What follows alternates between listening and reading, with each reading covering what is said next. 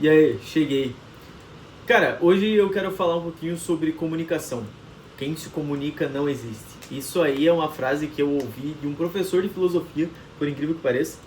E ele me falou essa frase, cara. Eu fiquei. No começo eu não entendi muito bem. Mas aí ele me contou uma história. E ele era um cara todo. Ele realmente era filósofo, tá ligado? Ele não era só formado em filosofia. Ele exercia o direito dele como filósofo. E era muito bonito ver ele dando aula. Porque você via, assim, um amor que ele tinha pelo conhecimento e um amor que ele tinha pela arte de comunicar. Isso tudo foi o suficiente para eu considerar ele disparado, assim, o melhor professor de filosofia que eu já conheci na vida. E por isso que hoje eu quero te ensinar uma das coisas mais valiosas que ele me ensinou.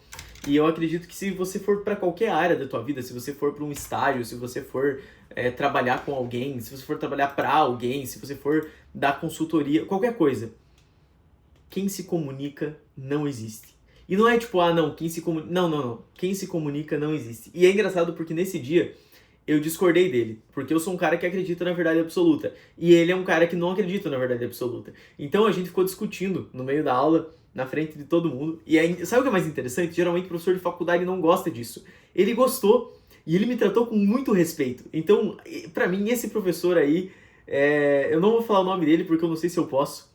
Ele é um cara mais low profile, mas pra mim, ele é o filósofo vivo mais inteligente do mundo. Sim. Ah, Júlio, mas o cara, você tem um filósofo tal. Irmão, dane-se, eu não tive aula com o filósofo tal, eu só vi ele no YouTube. E pelo que eu vi ele no YouTube, em comparação ao que eu vi naquele cara presencialmente, eu vou naquele cara presencialmente. É, E ele me contou a seguinte história. Uma vez, ele estava dando aula numa escola, e aí ele dava aula, só que tinha um grupo de meninas que fugia da aula para ir no banheiro ficar trocando ideias, se maquiando, falando besteira, conversando sobre a vida. Aí esse grupo de meninas, num belo dia, ele falou, cara, quer saber, eu vou dar um basta. Era tipo, era sexto ano, basicamente. Era uma galera mais novinha, assim, 12, 13 anos. E aí ele chegou e falou, gente do céu, eu hoje quase que eu não vim dar aula pra vocês. Aí todo mundo, por que, professor? Meu Deus, o que aconteceu? Tipo, ele tinha recém-chegado, assim, ele chegou na sala, ele já abriu a porta com uma cara, assim, perturbado. Falou, cara, hoje eu quase que eu não vou dar aula pra vocês. Por que, professor? Porque ontem eu entrei no banheiro errado. Eu fui no banheiro dos meninos e ao invés de eu virar à esquerda, eu virei à direita. Entrei no banheiro das meninas. E aí todo mundo começou a rir, né? Tipo, ah, o que aconteceu? Será? Meu Deus do céu, o professor viu alguma mulher ali. E aí ele falou, sim, gente, eu vi uma mulher. Só que tem um porém. Ela tava com um vestido de noiva branco. E ela não tinha cabeça.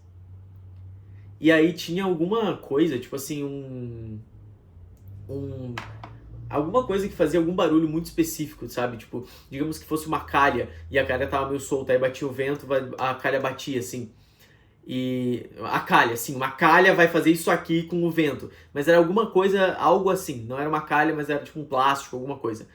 E aí ele falou que o som desse plástico era o som dela, era o som que ela fazia pra assustar as pessoas. E aí ela, se ela não te assustava, ela simplesmente aparecia pra você. E aí ele saiu correndo de lá e tal. E aí, pasme, mas depois desse dia aquelas meninas nunca mais saíram da aula pra ir no banheiro. E aí, por que ele me contou essa história? No começo eu pensei que ele tava viajando, mas ele chegou e falou assim: assim como na minha vida algumas coisas não existem pela falta de conhecimento que eu tenho delas, na vida dessas meninas, daquele dia, daquele momento em diante, aquela mulher sem cabeça passou a existir. Porque ela passou a existir na imaginação delas. Então ele não era aquele cara idiota que defendia a verdade relativa na realidade, na materialidade. Tipo, ah, será que isso vai cair? Depende, né? É relativo, a verdade é relativa, olha só. Olha a verdade sendo relativa, olha só. Vai cair, não, agora não vai. Agora não vai. Não, ele não era assim. Ele acreditava na biologia, ele acreditava na ciência, ele acreditava na matemática, só que o que ele falava é que existia uma verdade relativa no inconsciente das pessoas. Eu não acredito nisso. Eu acredito que até ali a verdade é absoluta, mas eu posso fazer um vídeo sobre verdade absoluta em algum momento. Mas é que o ponto se eu tenho uma verdade relativa, a minha verdade pessoal é relativa à verdade que está posta pela realidade, eu estou errado. Então não importa se pra mim é verdade ou não. Na cabeça e na percepção dele não era bem assim. Na percepção dele, se a pessoa é exposta à realidade e ela duvida da realidade ou ela tem outra realidade na cabeça dela, então a verdade dela é diferente da minha, mas não necessariamente está errada, porque na realidade daquele cara faz sentido, entende? Agora, a minha ideia é que, tipo, não importa se faz sentido na tua realidade ou não, porque no fim do dia, a verdade é a verdade e a natureza se impõe contra você. Se a natureza se impor contra você e por algum motivo você acreditar em algo errado, você só vai estar errado. Você não vai alterar a realidade, entende? Por isso que ela não é, por isso que ela é absoluta. Mas eu entendi o que ele quis dizer naquele momento, porque naquele momento o que ele estava dizendo era, cara, aquelas meninas passaram a acreditar na existência de algo que não poderia existir através da minha comunicação.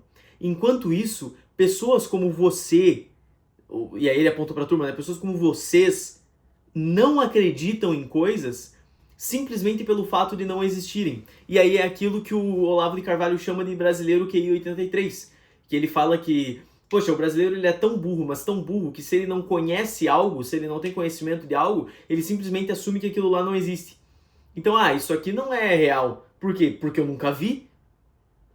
Mas, poxa, não, realmente, os átomos estão vibrando e é energia. Não, eu não acredito nisso. Como que você não acredita nisso, cara? É ciência. Não, eu não acredito porque eu nunca vi. Então, o brasileiro ele tem esse hábito. Só que se você prestar atenção, o brasileiro não tem momentos em que você não tem escolha. Tipo, não tem como eu saber quem é o melhor médico da minha região se eu não conhecer ele.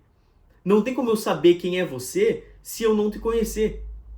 Aí, nesse contexto, sempre tem aquele aluno, aquele fatídico aluno da sala de aula que ninguém sabe quem é.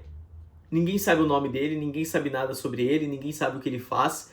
E aquele cara, por algum motivo que ninguém entende, ele tem sei lá, o cara, não sei se é síndrome de protagonista ou se é o oposto, se o cara só é muito tímido, depende muito e varia muito de pessoa para pessoa, né?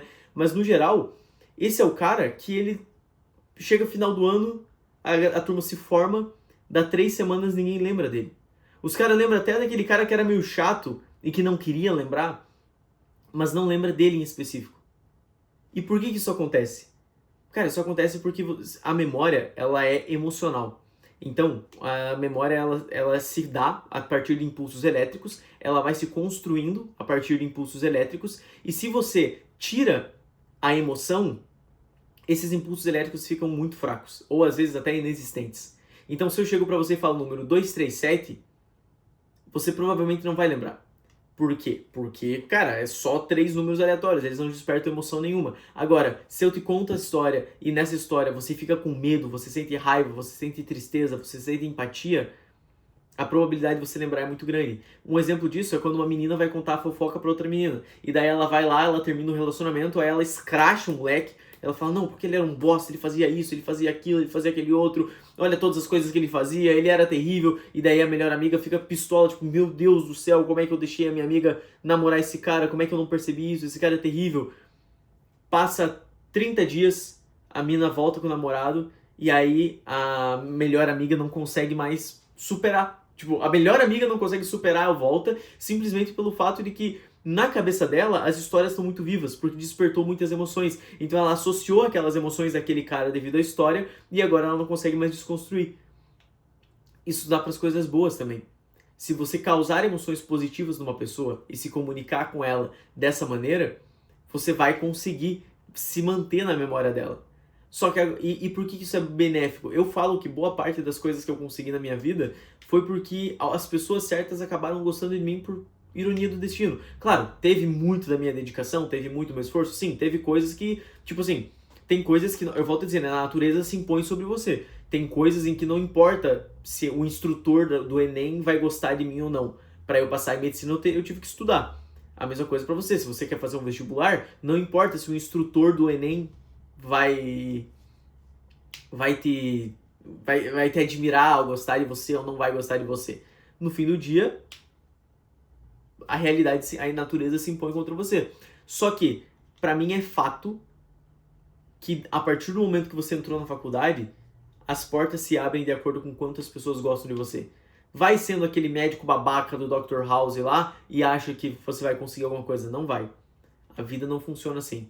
Até porque você está trabalhando em equipe na área da saúde. Então, você não possui o direito de agir assim.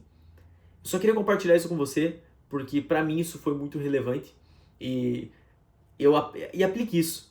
Seja um cara que dá bom dia. Seja um cara que é minimamente educado. Você não precisa nem ser, ah, meu Deus do céu, como eu sou legal. Não. Somente seja educado. Você vai ver que a realidade se impõe contra você, só que dessa vez ela vai te beneficiar. Porque as pessoas vão se lembrar de você. Valeu? É nóis. E tamo junto. Até o próximo vídeo.